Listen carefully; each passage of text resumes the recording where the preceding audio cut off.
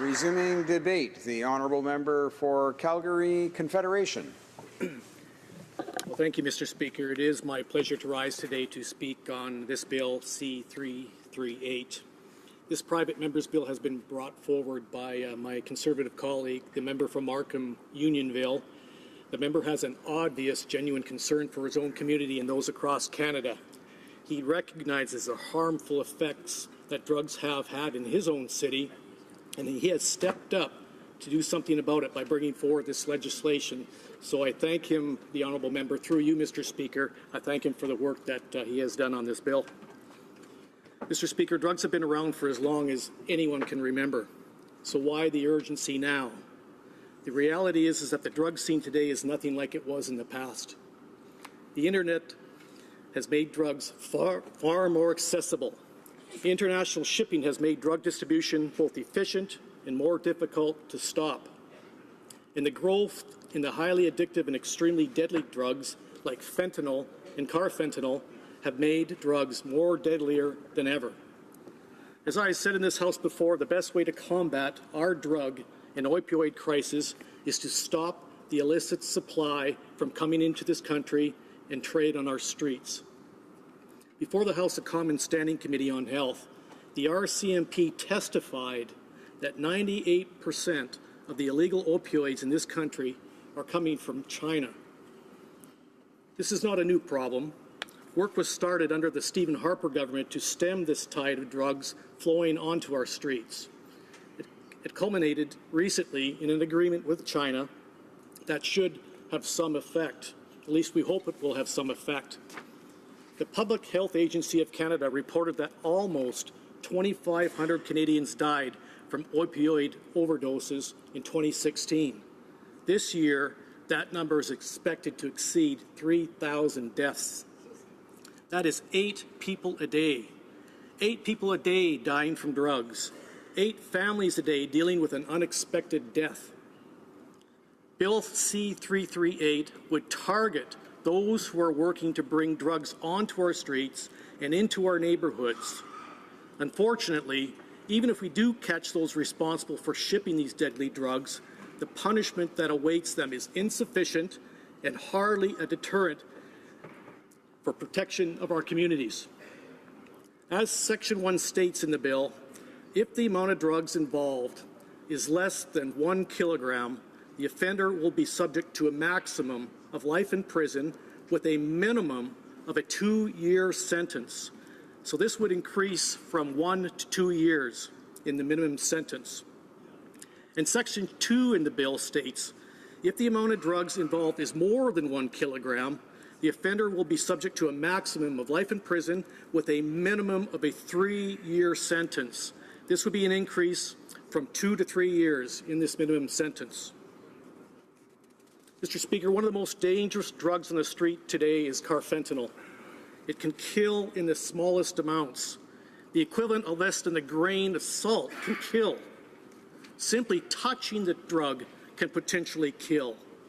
First responders are at a high risk of death. Now, I'm not trying to be an alarmist here, Mr. Speaker, but I'm just reporting the reality. Young children are dying after coming into contact with this drug. Even just the residue on the clothing can be deadly to a small child. In June of 2016, Mr. Speaker, the Canadian Border Services intercepted 1 kilogram of carfentanil en route to my city of Calgary. RCMP Inspector Alan Lai said that this 1 kilogram could produce 50 million doses, fatal doses. That is enough to kill every man, every woman, and every child in Canada 1.5 times over. If we are going to turn this tide, we need to equip our courts with the tools that they need to remove these dealers of death from our streets. Alberta Health, in my province, has found that 343 people died from fentanyl overdoses in 2016. This is a whopping 33% increase over 2015 and a horrifying 110% rise from just 2 years ago. A doubling of the death rate in just 2 years is incredible. It's disgusting. Calgary experienced the worst of it. Half of the province's deaths were in Calgary. Of those 343 deaths in Alberta in 2016, 22 were linked to carfentanil. Now, in the first 5 months of this year, more Albertans died from carfentanil than in all of last year, and the body count continues to grow. Albertans are dying at a rate of more than one a day from opioid overdoses alone. If we need to give our courts the tools and the willpower to keep the drug pushers and the drug traffickers off our streets where they can't do harm, we need to show our law enforcement that their tireless efforts and risky work was worth it. We need to show our first responders that we recognize the dangers that they face and we are looking to reduce potential harm. We need to show our overworked medical staff, those who see the damage daily, that we are trying to save lives as much as they are. We need to show our communities that their safety and security is under threat and we are taking action.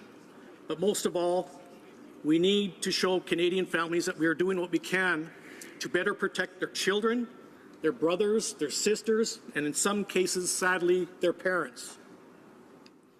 Now, the reality is, Mr. Speaker, that the Liberals have said that they will not support our efforts to make these changes set out in Bill C-338. We have this Liberal government that is working hard to expedite legislation that would make it legal for children to carry up to 5 grams of marijuana while defeating Conservative attempts to jail drug dealers. And the NDP are even worse, Mr. Speaker. Some of them are suggesting that we legalize all drugs. This cavalier attitude toward drugs has consequences, and 8 times a day we are reminded of what is at stake. Now, I'm not naive, Mr. Speaker. I know that we cannot simply increase all penalties and think that it will magically make everyone follow the law. However, we are talking about people who cruise our streets, literally handing out death pills. I know that we are all safer if they are in prison and not in our streets or in our communities. So I would encourage all my colleagues to vote in support of this legislation and let it go to committee for further review. We need to tackle the importing and trafficking of drugs to stop this problem from getting any worse. If my colleagues opposite think that this bill can be improved, then let's do it.